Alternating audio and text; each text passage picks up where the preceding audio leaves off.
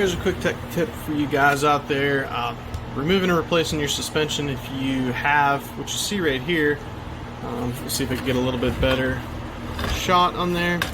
If you notice some of the dirt marks, and this is actually anodized blue from the triple clamp that have come off onto the fork.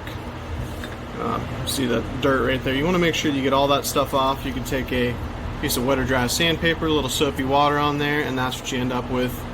Just do it lightly, get that off. That actually acts as like a ball bearing in there. Will actually cause your forks to twist.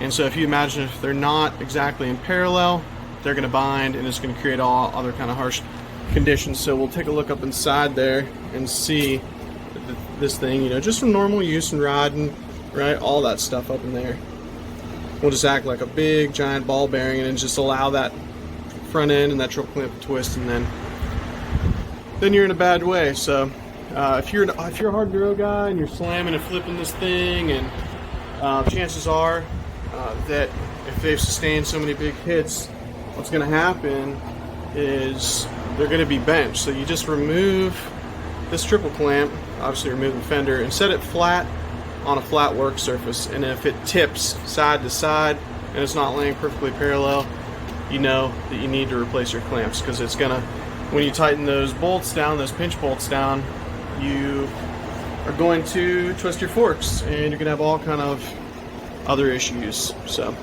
there you go. Hope that helps, and you guys are doing good out there. Check out MotoLabDirtBikes.com. See you out there soon.